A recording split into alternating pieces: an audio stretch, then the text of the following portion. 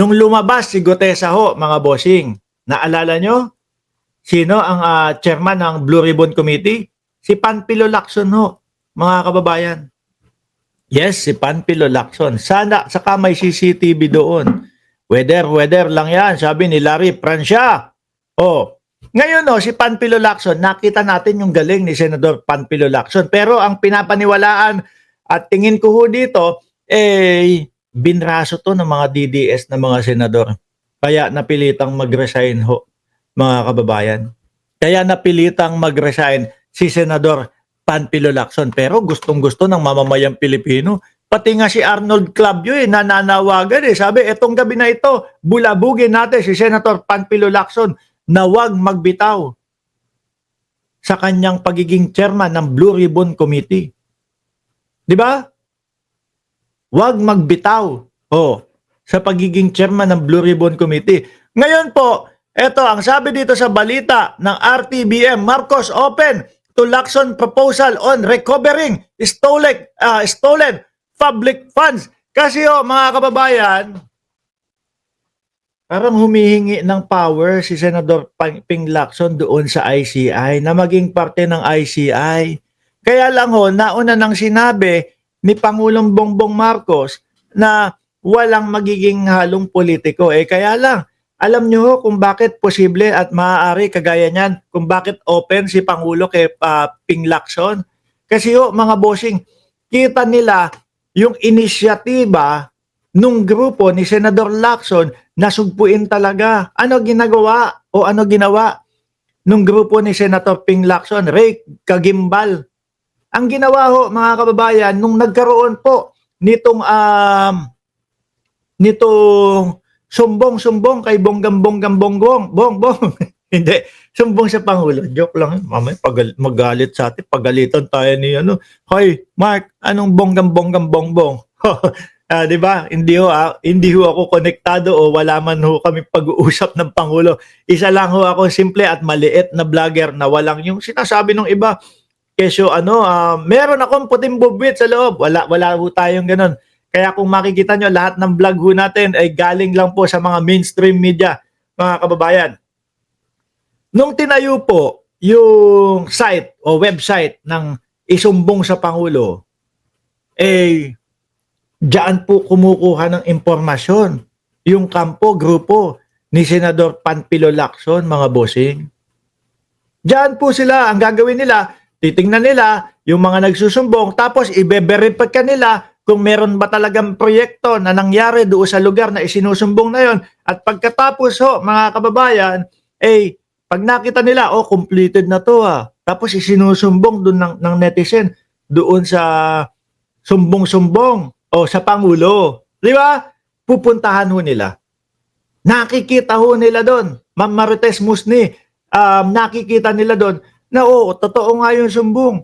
Ito completed na tapos ganyan hindi pa pala doon. Yan At talagang open sa lahat Maayos mag-imbestiga Kaya tingin ko mga kababayan, yung paghingi ni Lacson ng power ay mukhang okay. Yung paghingi ni Lacson para makasali sa ICI ay mukhang papayag naman po ang Pangulo. Marcos opens to Lacson proposal on recovering stolen public funds. San Fernando City, President. Ba't nandun ang Pangulo sa San Fernando City? Assured Filipinos that the administration remain focused on servicing the public truthfully despite the challenges being faced by the country. The Marcos administration is open to any measures that will ensure the recovery of stolen public funds. Malacanang said. Tapos ito, yung mga DDS. Si Bongbong Marcos pa din ang sinisisi. Siya daw po kasi ang mastermind ng mga nakawan po sa mga flood control at sa mga ghost project. Bakit gano'n Ano kaya nasa utak? Ano kaya tumatakbo sa isipan ng mga DDS at yun yung iniisip nila? Sabi ni Erotica Gan, lagi din akong nakatutok kay Sulid Mark Ramos dito sa Morong, Rizal. Ay, eto sandali lang. Bago tayo tumakbo, mamaya na. Yun, Ayan tapos eto, papakita ko yung Lacson. Nasaan ba yun? Yung Lacson. Saan ko ba mahahanapin yun? Ito. Alisin ko na ito. Ito, kasama ito nung kay Lacson. Ayan. More personnel and broader. Panfilo Lacson wants to give the infrastructure watch. Baka sabihin nyo kasi, invento ko lang yung humihingi ng power no? Sa ICI na maging parte ng ICI si Lacson. Ito po yung balita dyan. Dog more teeth, pushing for stronger legal powers for the Independent Commission for Infrastructure. Lacson, who once headed the Senate Blue Ribbon Committee, made the statement amid discoveries of more questionable flood control projects linked to contractors Sara and Curly Discaya. Diba? Uy, si Sara. Ano kaya na ibalik na kaya yung 120 million sa mga Diskaya? Yun po ay yung sinasabi ni Ramon Tulfo Naibalik na kaya?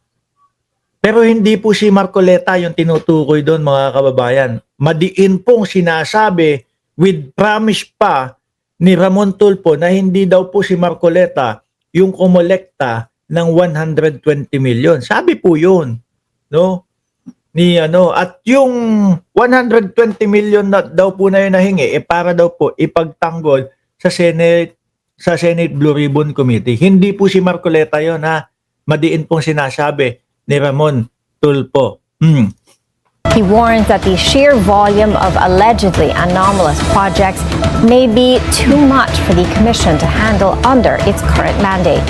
Lacson is urging the national government and Congress to reinforce the ICI with more personnel and broader legal authority so that it can fully investigate and prosecute infrastructure corruption cases. Sabi ni Ronaldo Reyes, walang politiko, sabi ni PBBM, pero tingin ko mapapayagan. Yung nakikita natin na trabaho ng grupo ni Senator Pin Lacson, tingin ko mapapayagan. Sabi, naku, nandiyan na yung pinsan ko. Si Pinsan, ilang beses tayo magpipinsanan dyan sa Singapore. Anyway, sabi ni Ma'am Neng Gigi, off topic Mark, mag-Christmas na. May pa-jacket or shirt ka ba sa mga moderator mo? Makaship ba sa California? Aba, jacket lang pala. Ayusin natin yan. Kaya lang, kayo ang bahala sa shipping. Ako bahala sa jacket. Kayo bahala sa shipping. Game. Ngayon, nasa na tayo? Kay Lacson, okay na yon. Sabi ko sa inyo, ang hirap nitong ginagawa ko kasi 13 yung topic natin Martin, tapos si Manong Chabit. Mamaya na si Manong Chabit. No? Dumito muna tayo. Since Martin Romualdez na mga kababayan, eto na po. Yung kay Martin Romualdez na tayo. Pakinggan natin mga bossing ito.